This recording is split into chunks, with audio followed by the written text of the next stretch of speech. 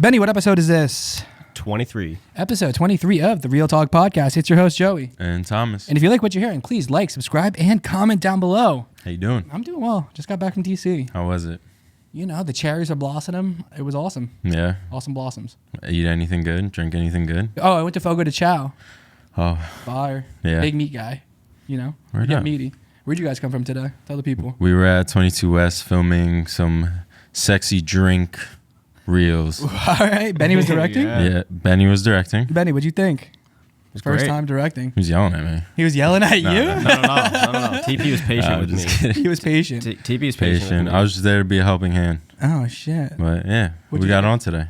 Today, we have Stephen Chiocchi. Stephen is a skilled professional with extensive knowledge and experience in the fields of branding, marketing, and development, and is currently the proud owner of Ambee Coffee. Stephen has over 12 years of experience as the president of the Aurelia Group. The Aurelia Group empowers brands by creating better websites, apps, and marketing campaigns. Stephen is also the founder of Promoverse, a local merchant advertising platform that is aimed to give local consumers discounts on everyday things while stimulating the local businesses and fresh new customers. He has also served as the business director of the development of the Smith Group, which is a team of American-based developers and designers that bring clients' ideas to life. Stephen has also worked as the director of marketing and business development at Exact, which he helped businesses get local sales guaranteed by automating 8 types of marketing. Overall, Stephen is a skilled professional with extensive knowledge and experience in the field of branding, marketing, and development. Everybody welcome Stephen Chiocchi. How'd you think of that?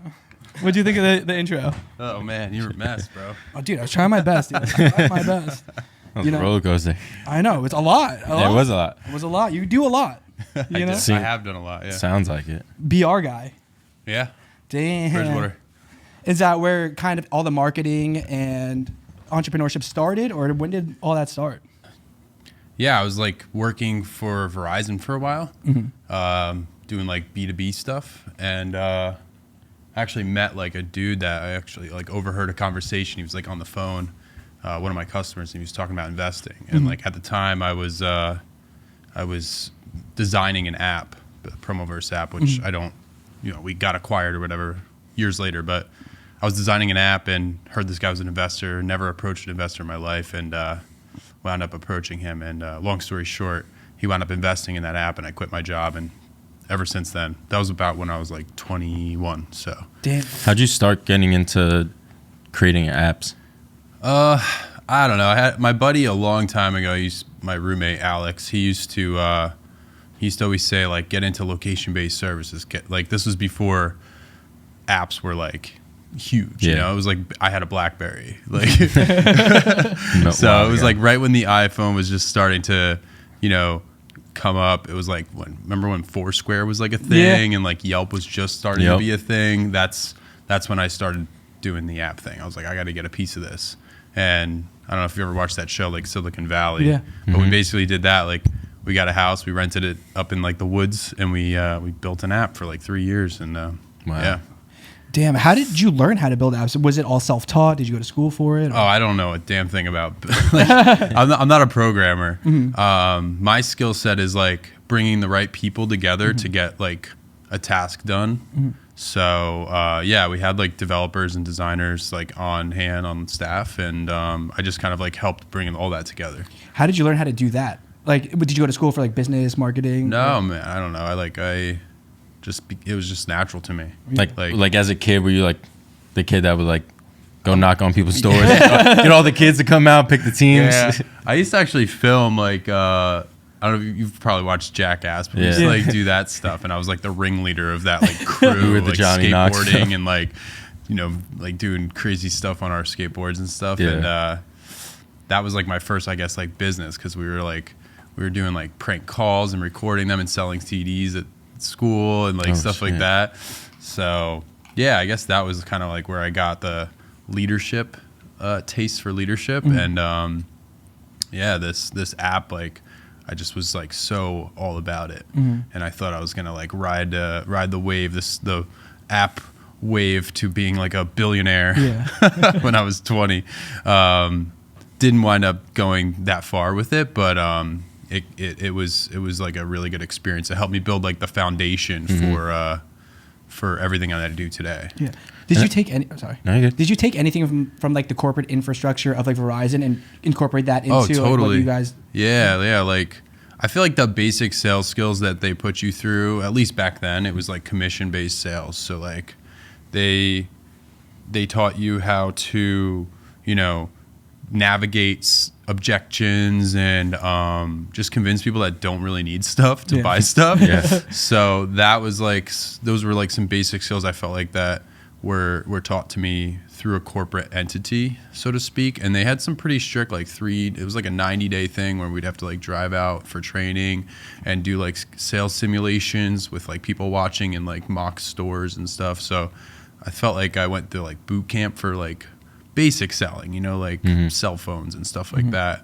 But it was good. It was a good repetitive, thing to do to like just be able to have those, hard conversations with people and like ask them to buy shit from you. You know what I mean? Yeah, that's tough. I mean, I used to I worked for like Northwestern Mutual for a little. Yeah. Like selling like financial advisors, selling insurance, and it's not always easy. Like Yeah. I don't know if you were like really loving what you were selling, but it makes it like to learn it doing something that you aren't like fully invested in. Sure. And then when you finally get something that you're Yeah. like, oh, I love this, then like your skills with that are just gonna enhance once Yeah. you do get something you love. 100%. Yeah. If you don't believe in what you're selling, it's going to show through eventually. Like you're just not going to perform very well unless the commission is just that ridiculous and you're that motivated by money. But I actually enjoyed selling like data plans. Like back in the day, remember you had to like buy text message plans and stuff. There was no like, unlimited. Yeah, Oh my like the gosh. payouts from Verizon were like crazy back then. Like I was Really? pulling in like way more money than my friends that were like going, graduating from college and stuff. They were like not making anything, and I was like already 3 years into making like really good money. So I felt like it was a good path to be on. Did you go to college at all? No, I haven't gone to college. Oh shit! I always stress to people, like especially now. Do you find like back in the day there was a lot more stigma about going to college, or do you Totally. think now it's a little bit more accepted where you don't go to college, you just learn in the field? Yeah, I feel like it was expected, like especially going to Bridgewater. Like everybody had their college picked out. Yep. Like when I was younger, they didn't really know where to put me. Like my mom sent me to like vocational school for like to try anything. Like I tried welding, I tried culinary school for a little bit, classes in culinary, and like I just didn't find a fit anywhere. And all I wanted to do was just like get to work and like make money and get out of my house and not live with my parents anymore. So I started with that, and that gave me the freedom to be able to like pick and like play with what I want to do. And that's how I kind of got into sales, and then eventually, I guess entrepreneurship. Awesome. Sounds like you really like, got out there and tested different fields I out, did tried so it many out. things. I was selling like vacuum cleaning for a little Wow. bit, like door to door. Yeah. Yeah. And getting acquired, what was that like? Was it hard letting go of like your baby, essentially your first app? It felt like a good time to do it. Like the investor funds kind of dried up. The guy wanted us to monetize the business. And, as you know, like most apps don't charge users, the good ones. Like they try to get a critical mass of users before they start figuring out how to make money. Yeah. And my investor at the time, he's kind of old school guy, like Vietnam War veteran, just like did all the right things and like built businesses. And he was very much like, let's charge for this. Let's figure out how to make money. And it wasn't at the point where we could charge people for it. So basically we decided to like gut the customer list and like sell everything to another company. And that's how I wound up working for that like exact company. They bought all the data, and then I went on with them to like help them implement the technology that we built and grow their business. Did that feel like a step up when you went and worked for the other company? Kind of felt like a step down, like because I Really? went from being my own boss to like working for somebody else, which I've learned every time I try that just doesn't work for Yeah. me. So yeah. Yeah. And then how did you kind of transition from Exact to the next kind of phase? And how did you let go of that relationship? Yeah. So it was tough. Like the CEO of that company, I was like his right-hand guy. And he just like didn't want to let go of me. Yeah. Like he offered me more money and like didn't want me to leave the company. But I wound up getting an offer from another company at higher pay, and I was able to work remote at that time. So that's kind of how I picked up sales and like business development skills. And I just wound up giving my notice and taking a job and moving to Florida for a bit. And that's when I started selling apps basically, and like learning how to do website sales, like custom software sales and stuff like that. For about 8 months I did that. And How have you seen like everything transition in terms of like selling and acquiring apps between now, like back in the day where like Foursquare, like it was a lot more simple, and now I feel like there's just so many different apps to be selling and so many different like logistics. Well, I think there's still like the stigma, like everybody's like, you know, if you own a business, they think, you know, business owners, they'll come to me and they'll be like, oh, I need an app for this. And it's like, you don't need an app. You just like the idea, or you've seen an app and you're like, I want that. But typically, you know, a lot of things can be done just like with a custom website or like some type of app that's on the web, where you don't need to like jump through all the app store hoops and be on iOS and Android and stuff. There was a huge bubble. Like everybody wanted an app, and it drove up the demand for developers and how much they would charge for their like time. So like to get an app on the App Store, there's like a lot of different ways to do it. Nowadays it's a lot cheaper because you could like take a website and then convert it to an app and then like go through some automated processes and get it approved on the App Store. But it's not going to be like using Instagram, you know, it's going to be like a website on a phone, you know what I mean? But if you want like an actual app built from start to scratch, there's a lot of processes and procedures and like people that, just with different skill sets along the way to get you from like concept to launch. So I'm almost always veer people away from building an app because the cost is like 6 figures plus, even just to get like a basic functioning, you know, well-made app out onto the App Store. It's definitely tapering. I feel like less people are looking to go like the app development route, and more people are looking to just build like a minimum viable version of their idea on the web first, and like make sure it's mobile friendly. And yeah, that's kind of like where it's going now. But for a while it was like everybody wanted apps. Do you think AI is helping the process of like creating apps, marketing, branding? I think it's starting to. I don't think there's some platforms that are using the APIs and like automating some things right now that it's pretty clever, but it's kind of novelty right now. I do think in the next 5 years or so, we're going to see a shift of automation, and the way people program things and the way people like average people can like execute ideas is going to change. And the people that build the platforms that help us take those prompts and make them into real things like tangible apps, those are the people that are going to be successful. The people that know how to like take those prompts and automate them into, you know, what's capable with all these like AI, you know, streams, all these APIs. So like the liaison between the messaging, basically. Like the front end, you know what I mean? Like if you want to, you know, say you could use your voice, or you could use, you know, just a prompt like a text message, but you know, what happens from that to, you know, the end, you know, result is going to vary based on the company that's like offering the service, right? So there's going to be services that are, you know, advertising that you could build a website in like 30 minutes, you know, and what you're going to get is something probably much like a very basic website. Like a Squarespace or a Wix. Yeah. And that works for like 80% of people, you know, that kind of website works. But what I find is like, that's not really my customer. My customer needs, you know, they have a business, they need to establish their voice, their tone, their brand, like their overall, the perception of what they do, and like guide their brand, you know, have their branding guided to the right place, and then execute that branding into like a story that is like a high converting sales pipeline for them on the web. So that's kind of that's what I do at the Aurelia Group. Yeah. Well, how did you start the Aurelia Group, and what made you start it?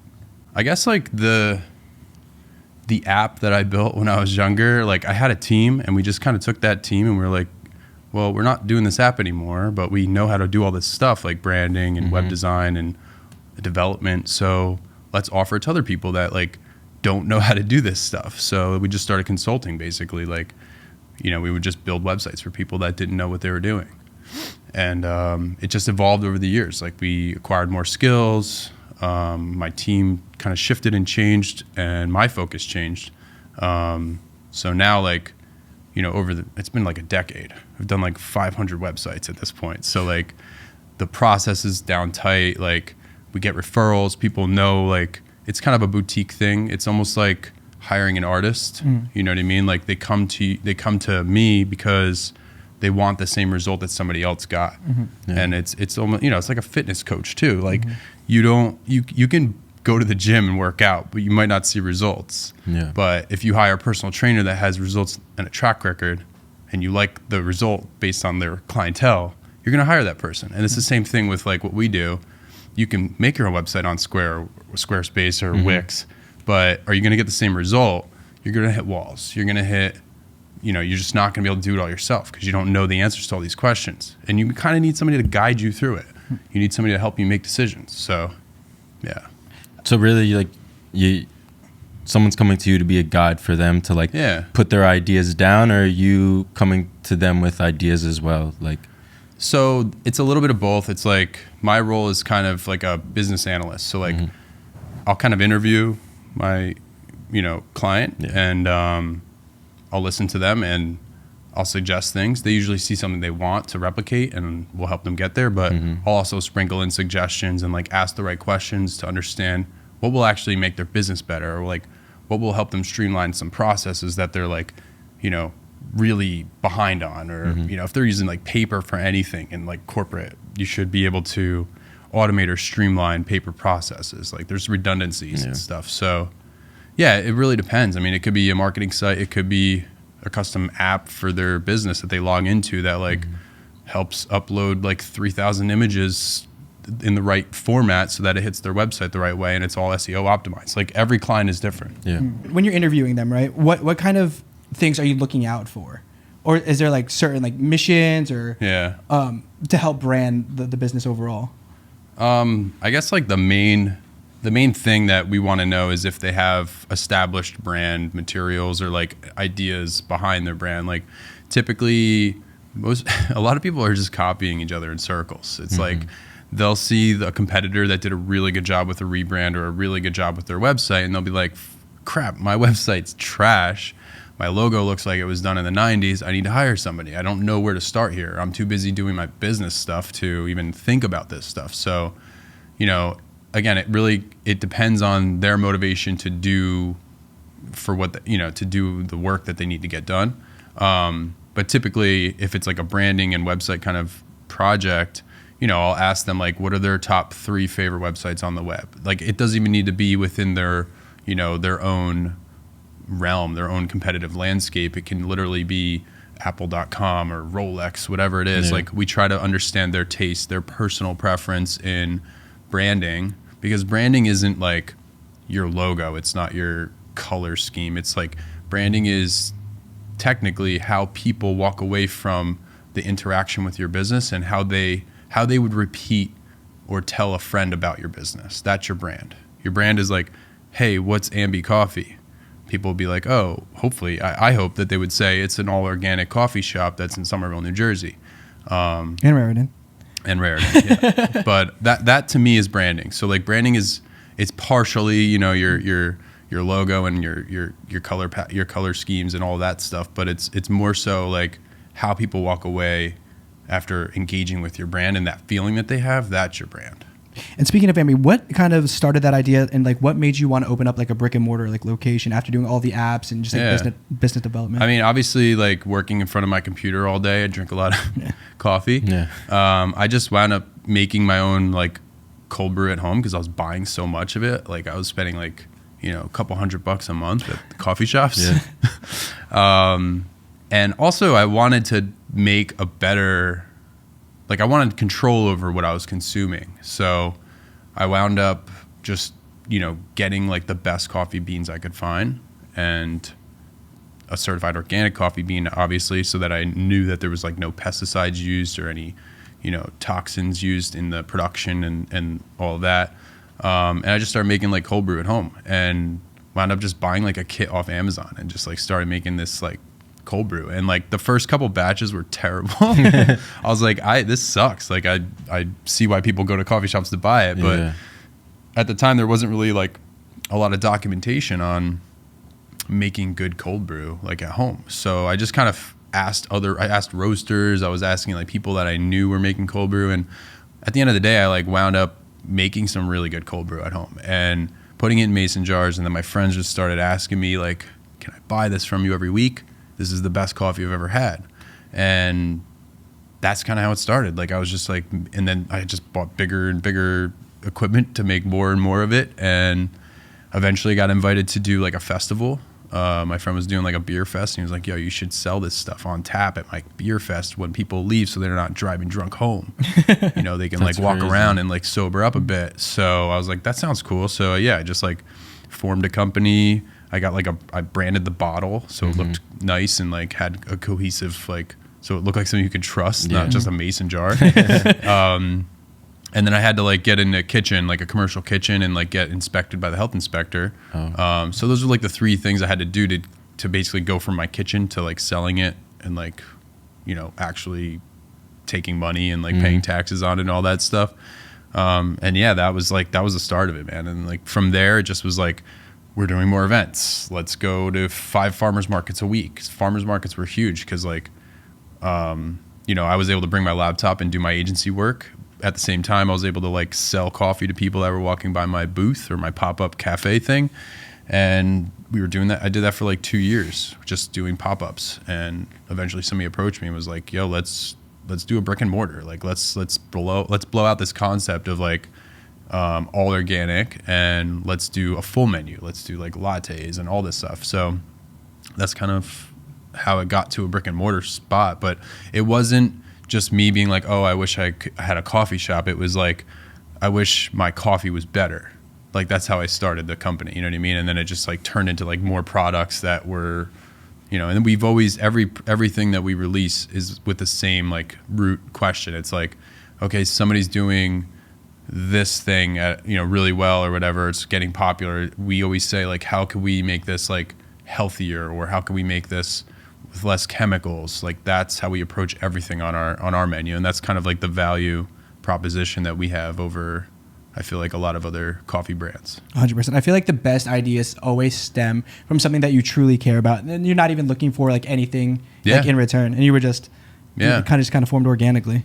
Yeah, and to this day, like I still, you know, it's like I split my full-time week between both businesses, but and they're both, I'm passionate about both, but the coffee business is definitely starting to like take off, and it is purely like a passion. Like I'm not sitting there like, oh, I need to pay all my bills with this business. The beauty of it is I'm able to make money consulting and not have to take from this thing that's like growing, and like it's you know, it's just naturally evolving, and I'm able to like sit back and kind of strategically make decisions with it without the pressure of having to like cut myself a salary, for instance, like or feed my kids, you know what I mean? Like it's that's what keeps it, I think, going. And without having to break the rules that I set in place for the business. Yeah, because I feel like a lot of people, when there is their only source of income, they're so stressed and they're cutting corners with a bunch of different things. So it's nice that you guys are like self-sustained, where you can just put all the profits and reinvest everything back. Yeah, I mean, and it took a lot of mistakes, I feel like, to get to that point.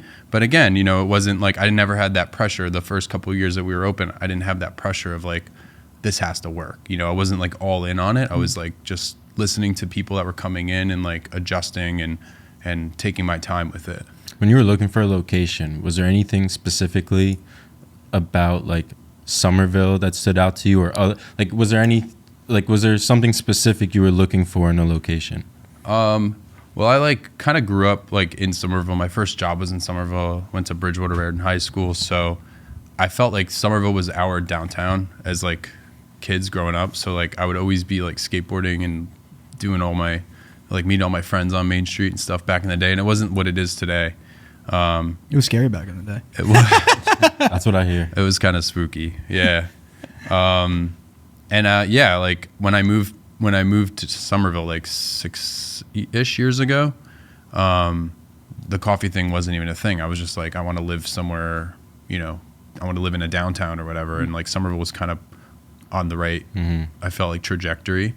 And it felt fun and new. So that's kind of, and then it became like my home. Like I just felt like I wanted to contribute back to Somerville. So that's kind of how I picked the first location. It also just kind of fell in my lap, like timing wise.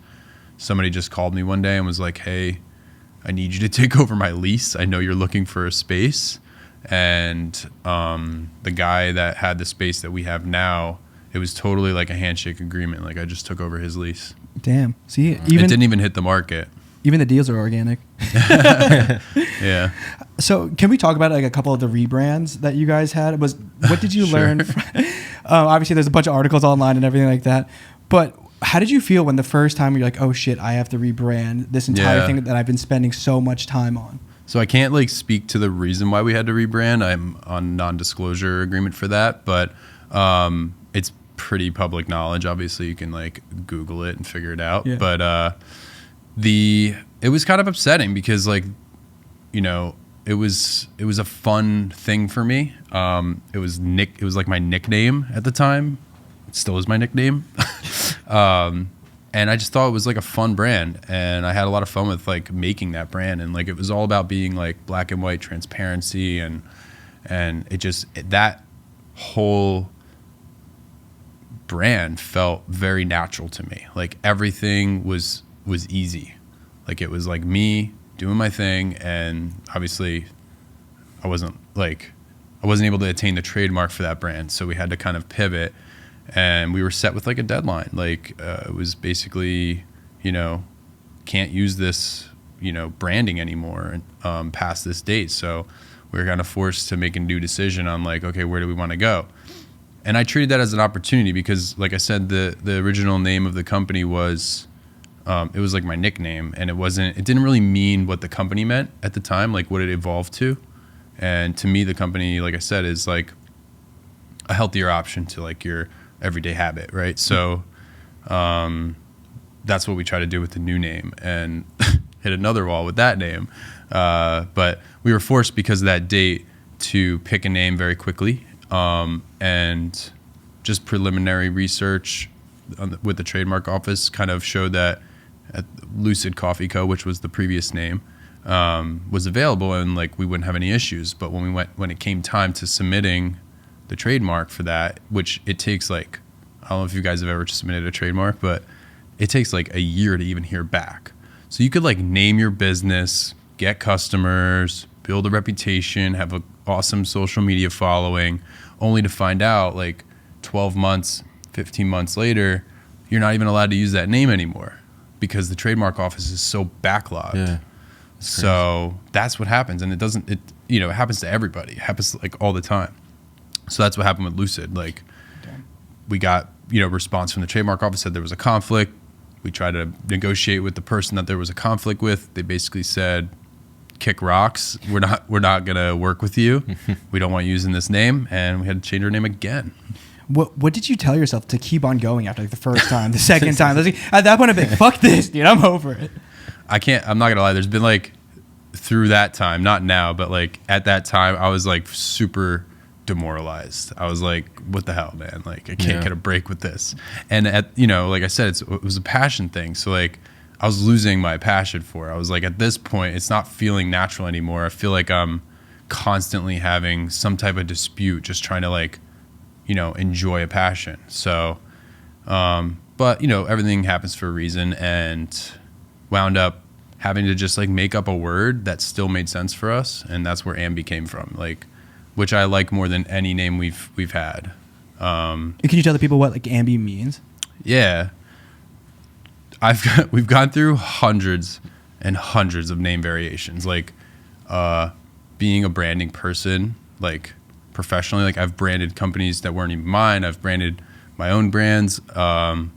So you can imagine like the pressure I put on myself to, pick a brand or pick a name and like how the meaning has to have like a lot of layers to it. And also knowing the trademark office has so many applicants, like millions of applicants that could have conflicts with names that you pick. You have to be there's a lot of factors, to say the least. So with Ambee, it was one of 3 names after like hundreds of names that I went through that I submitted to a trademark attorney. And they basically said Ambee has the strongest chance of like getting approved. And then they were like, we want to run this name through a third-party research company to really be like 100% before we like change the name of this again. Yeah. So as you can imagine, it was a very expensive process, but they basically, that third-party research company came back and said like the odds are very high. There's like very few applicants that could ever have a conflict with this name. And the only reason that we got to that point is because I basically made up the word Ambee. And the word Ambee is like, it's kind of, to me, it means ambient, right? Like lighting, basically coming from every direction. The way something glows, the way something that like from its core emits light from every direction. That's what Ambee means to me. And how that like applies to the brand is, organic coffee, it's not in every coffee shop for a reason. It's very inaccessible. Like certified organic coffee it's the most ultra premium thing that you could be purchasing. It's a commodity. It's not brought into the United States in troves as much as pesticide treated coffee is, because the profit margins aren't as high. And because the profit margins aren't that high, the big companies, they're not investing in organics. So it's not as attractive as a business model for other coffee shops.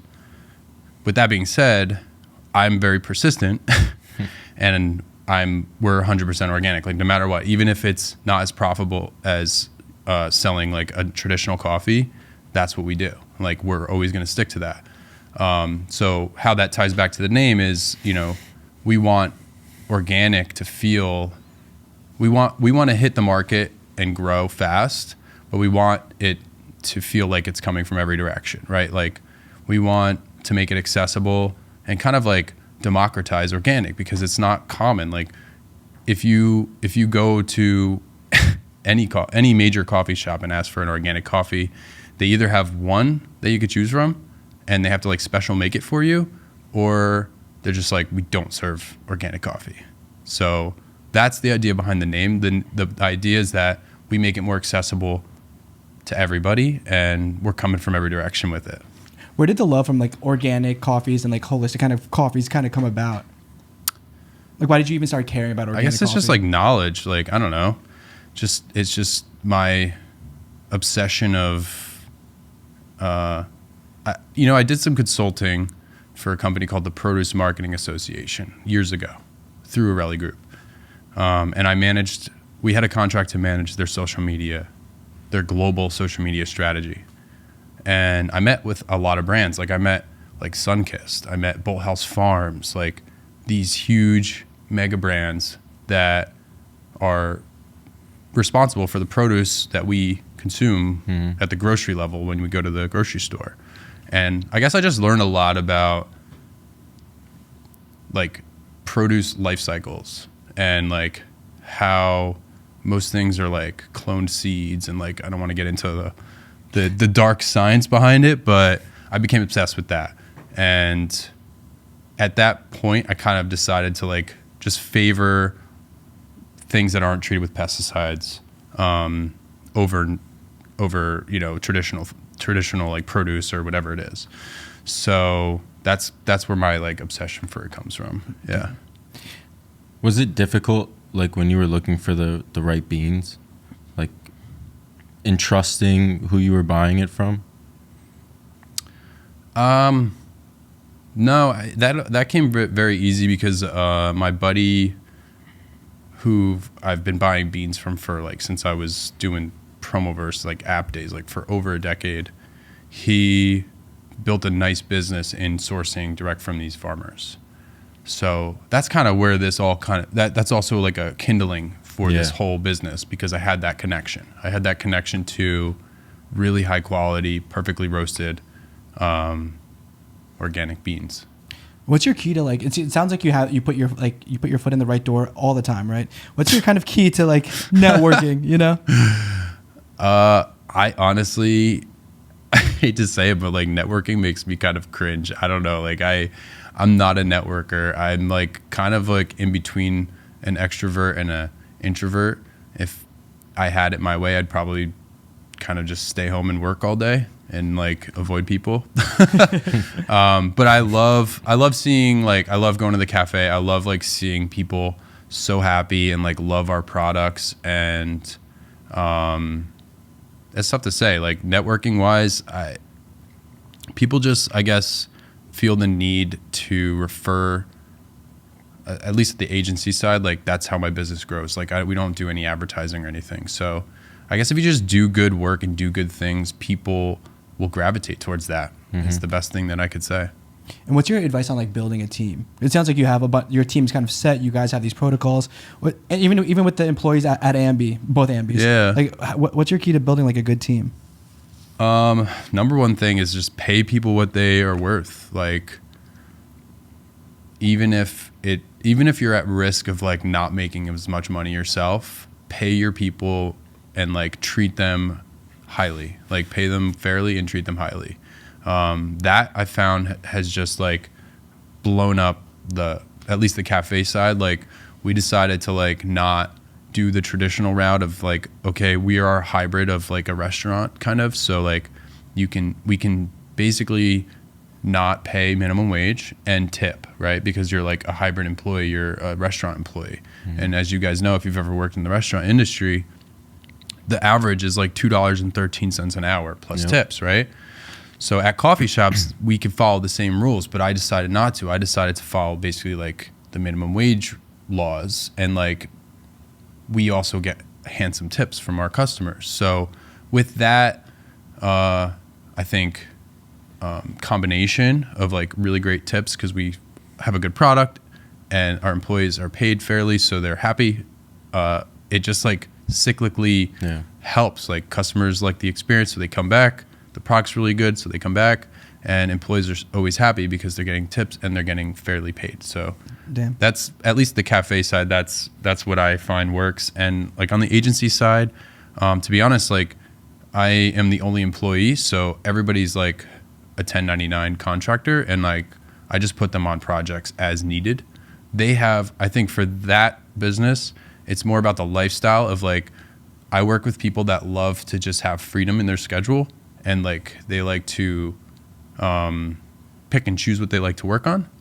And that's how I pitch it to them. Like, I have several designers, developers that, you know, I'll say, hey, got this new project opportunity. Do you want to be on it? And they'll say yes. And, you know, I set like milestones and phases for the projects. They always hit their deadlines. I pay them what they want to get paid. And that's the other end of it, you know, like it's more about the freedom, I think. And like, you get to pick what you work on. Damn. Yeah. So you establish a culture, like kind of for both businesses. Yeah. That's awesome. Do you want to hop into rapid fire? Let's get some rapid fire. So we have a segment on our podcast where we kind of just hit you with some rapid fire questions. All right.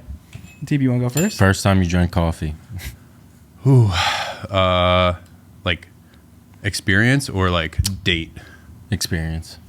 Terrible. It was like my mom's like hazelnut coffee. Like I think it was Folgers. Oof. And I loved it, but I hated it at the same time. It was like my first beer. How many cups a day? Currently? Yeah, currently. I try to stick to one. Favorite one app? Very watered down one. Favorite app? I have to say Instagram probably. It's at least the one I use the most, yeah. Favorite place to eat in Somerville? Good question. Put him on the spot. Yeah. Yeah. I'm not just rapid fire, right? So I'd have to say me and my fiance really like to get like a porterhouse at Wolfgang's. That's probably our favorite thing to do, our favorite pastime. What about you? I want to hear yours. My favorite? Tangos? I don't know. I honestly, like, I haven't been to a place in Somerville that I was really disappointed. I like Kirma a lot. Everything is, yeah, we like Kaima too, yeah. You like Kaima? Yeah, I don't know how to say it. It's either Kima or Kaima. I'm calling DiMartino's. You're calling DiMartino's is really good too. I just wish I'm always working when they're open, and then off when they're closed. I eat almost every meal at home. I like, because we're surrounded by restaurants. Like for years and years, I was always like eating out everywhere in Somerville. But honestly, I eat 95% of my meals at home. I feel like it's so tough nowadays. Yeah. To like, it's just around 7 o'clock, I'm driving home, and I'm like, I go home and cook something, and I'm not much of a prepper. Yeah. It sucks. Favorite travel destination? I'd have to say Aruba because I've been there multiple times, but it depends on like, it's either Aruba or Miami, but definitely tropical, like Bahamas, like vibes. Yeah. Dream location for the next Ambee. I'm really set on Morristown, Let them know. Ever want to get Ambee in stores? like the whole bean coffee. Like, or Like like, a ShopRite. like in Yeah. like jugs or like. Yeah, so that was the original business, to can and bottle and distribute cold brew, And just but not have a brick and mortar. not spot. have a brick and mortar. Kind of pivoted and got distracted by brick and mortar for a while, but we will be back to that soon.